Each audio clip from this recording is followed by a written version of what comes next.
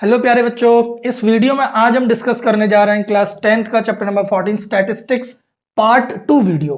बच्चों, जैसा कि आपको पता है ये चैप्टर 8 मार्क्स का रहने वाला है, तो 8 मार्क्स आपके कहीं पर भी ना कटें, इसलिए इस बात को ध्यान में रखते हुए हमने इस चैप्टर की 3 वीडियो बनाने का निर्णय लिया, जिसमें कि पार्ट 1 में हम मीन को अच्छी तरीके से पढ़ चुके हैं, बेसिक का भी और स्टैंडर्ड भी।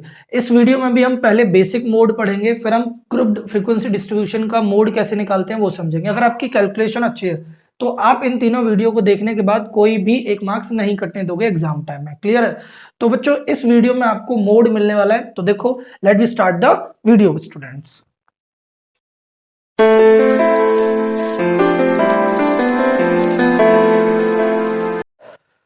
देखो बच्चों, अब हम मोड स्टार्ट करते हैं। मोड का मतलब होता है कि एक ऐसी frequency measure of central tendency है जिसकी हेल्प से हम किसी भी डाटा को रिप्रेजेंट करते हैं। मतलब मोड के लिए हमें फ्रीक्वेंसी पता होना चाहिए। फ्रीक्वेंसी का मतलब एक तो फिजिक्स में पढ़ी थी, number of vibration per unit time या इन 1 सेकेंड। तो यहां पर हमें यह समझना है कि कोई भी वैल्यू कितनी बार रिपीट हो रही है, वो उसकी फ्रीक्वेंसी कही जाती है। फ्रीक्वेंसी और मोड में अंतर होता है, पहले ये समझो। जैसे कि अगर मैं आपसे कहूं कि मैंने कहा कि मैंने कोई टेस्ट लिया और उस टेस्ट में मान के चलिए मैंने टेस्ट इस तरीके से लिया कि मेरे पास 10 स्टूडेंट्स थे, तो मैंने कहा आपका टेस्ट होगा। तो जब मैंने उनका टेस्ट लिया तो उनका मैंने 20 में से उनके मार्क्स का स्कोर किया। तो कुछ बच्चे ऐसे थे जिनके मार्क्स 15 थे, 14 थे, 13, 18, 20 और 14 1 2 3 4 5 6 7 8 और 14 और 15। अब मुझे बताना है कि इस डाटा का मोड क्या होगा। तो मोड का मतलब होता है कि कौन सी वैल्यू सबसे ज्यादा बार आ रही है, वही मोड कहा जाता है। जैसे कि देखो, पहले फ्रीक्वेंसी समझो। फ्रीक्वेंसी का मतलब है, जैसे यहाँ 13 कितनी बार आया है? एक बार आया है, तो 13 की फ्रीक्वेंसी 1 है, दिस इज योर फ्रीक्वेंसी। ठीक है ना? अब 14 की बात करें तो 14 कितने बार आया है? 1 2 3 4, तो 14 की फ्रीक्वेंसी क्या है? 4। अब 15 की बात करूं, 15 कितनी बार आया है? 2 बार आया है, तो 15 की फ्रीक्वेंसी 2 है। ऐसे 18 कितनी बार आया है? 1। ऐसे 20 कितनी बार आया है? 2। 4 5 6 7 8 9 10। अब सुनो, तो अगर आपसे पूछा जाए कि मोड बताओ, तो मोड का मतलब है जो नंबर जो सबसे ज्यादा बार आया हो, तो मोड क्या हो जाएगा? 14। इस डाटा में मोड की वैल्यू हो जाएगी 14। कुछ बच्चे क्या करते हैं, आंसर दे देते हैं 4। अरे भाई, 4 तो उसकी फ्रीक्वेंसी है, मोड थोड़ी नहीं है। तो ये बात समझो कि फ्रीक्वेंसी अलग होता है और जो आपका मोड है वो अलग होता है। मोड वो नंबर होता है, जो नंबर आपको क्वेश्चन में दे रखा है, वो कितनी बार रिपीट हुआ है वो उसकी फ्रीक्वेंसी होती है। तो इसमें आप कभी भी गलत मत करना, पहली चीज तो ये। दूसरी चीज, ये तो अनग्रुप डाटा का मोड हो गया। अब ग्रुप डाटा का मोड होता है। ग्रुप डाटा के मोड के लिए हमें एक बात समझनी पड़ती है, वो होती है मॉडल क्लास। अब ये मॉडल क्लास कैसे समझेंगे, तो क्वेश्चन मैं कराऊंगा जिसमें आपको मैं फील कराऊंगा कि मॉडल क्लास हम कैसे पता कर सकते हैं। मॉडल क्लास पता करते ही हमारा क्वेश्चन आसान हो जाता है। फिर मोड निकालने का फॉर्मूला होता है L plus F1 minus F0 upon 2F1 minus F0 minus F2 into H।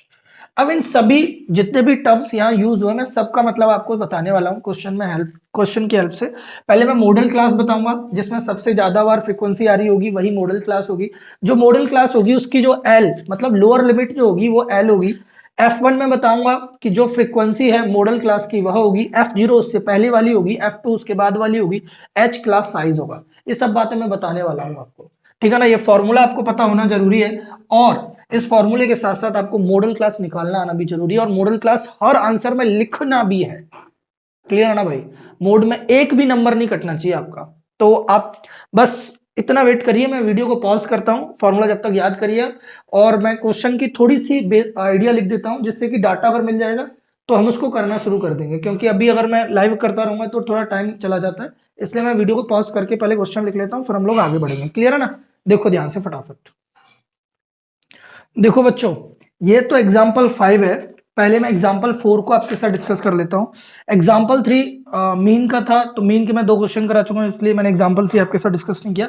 Example 4 में बोल रहा है एनसीईआरटी में, the wickets taken by a bowler in 10 cricket matches are as follows. मतलब 10 मैचेस में जो बॉलर्स ने विकेट लिए हैं उसका डाटा में दे रखा है। बोला कि 2 विकेट भी लिए हैं, 6 विकेट भी लिए हैं, 4 विकेट भी लिए हैं।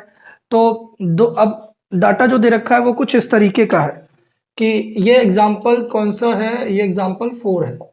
ओरली डिस्कस कर लेते हैं फटाफट। देखो 2, 6, 4, 5, 0, 2, 1, 3, 2, 3, 1, 2, 3, 4, 5, 6, 7, 8, 9, 10।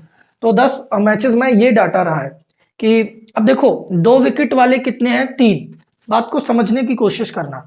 जैसे 0 विकेट वाले कितने मैचेस हैं, 0 विकेट वाला 1 मैच है, ये फ्रीक्वेंसी है। 0 विकेट वाला 1 मैच है और 1 विकेट वाला भी 1 है। 2 विकेट लेने वाले कितने हैं, 1, 2, 3, 3 मैचेस हैं। 3 विकेट लेने वाले 2 मैचेस हैं और 4 विकेट लेने वाला 1 और 5 विकेट लेने वाला भी 1। तो देखो कितने मैचेस हैं, 1, 2 और 3, 5, 6, 7, 8, 9, 10, ये 10 मैचेस हैं। अब आपको ये देखना है, बताना है कि इसमें मोड क्या होगा। कंफ्यूज मत होना। मोड मतलब जो नंबर जो सबसे ज्यादा बार आयो, जिसकी फ्रीक्वेंसी सबसे बड़ी हो भाई। तो बताओ फ्रीक्वेंसी सबसे बड़ी किसकी है, फ्रीक्वेंसी इसकी बड़ी है भाई। फ्रीक्वेंसी इसकी बड़ी है तो फ्रीक्वेंसी थोड़ी ना बताना आपको, तो मोड बताना है। तो मोड फ्रीक्वेंसी थोड़ी ना होती है। मोड क्या होता है, मोड होता है यह। बोले तो मोड इसका क्या होगा, 2 होगा। कंफ्यूज मत हो जाना, इसका मोड क्या होगा, 2। That's it. अब ये वाला क्वेश्चन समझो, एग्जाम्पल 5।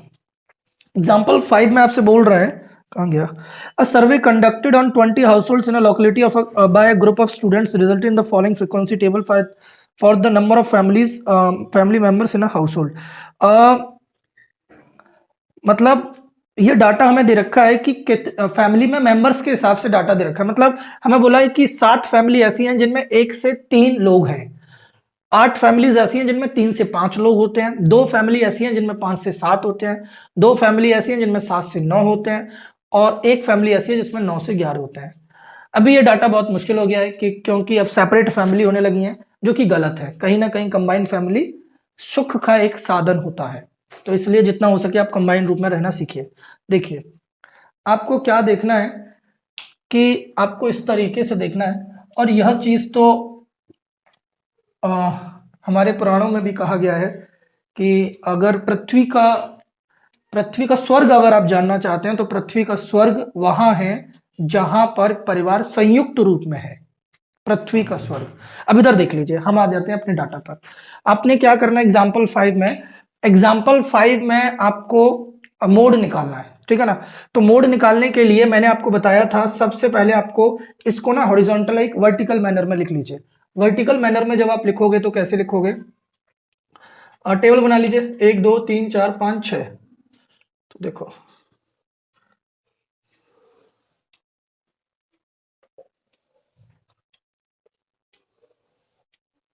1, 2, 3, 4, 5, 1, 2, 3, 4, 5, 6।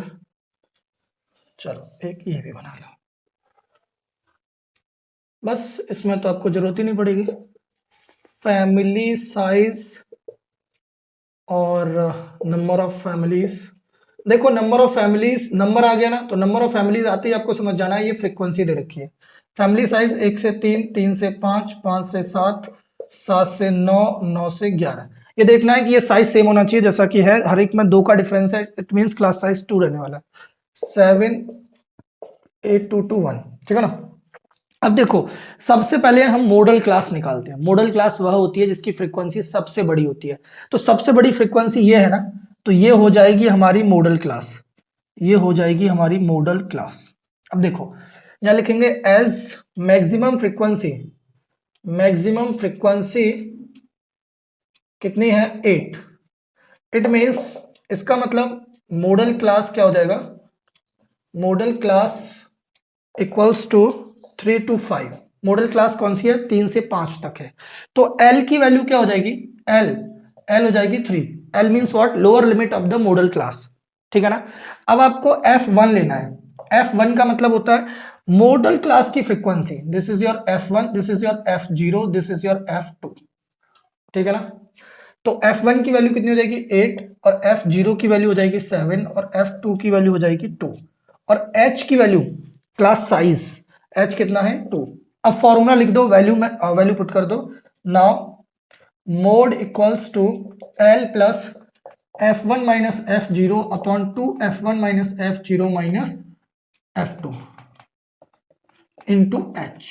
लोअर लिमिट कितनी है, एल कितनी है 3, F1 कितना है 8 माइनस F0 कितना है 7, 2F1 बोले तो 2 इंटू 8 माइनस 7 माइनस 2 इंटू 2। अब इसको कैलकुलेट कर दो फटाफट, देखते हैं वीडियो में दिखाई तो दे रहा है ना, दिखाई दे रहा है।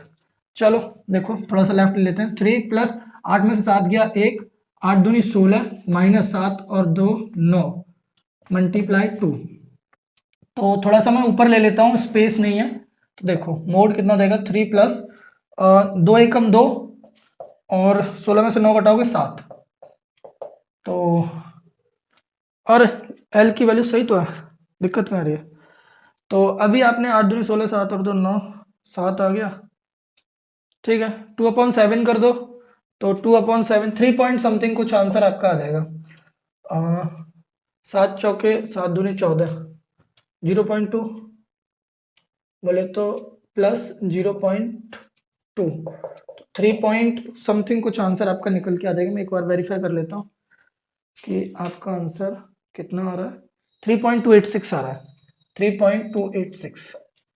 तो ये आपका जो है मोड निकल के आ जाएगा, this is your correct answer, ठीक है ना भाई।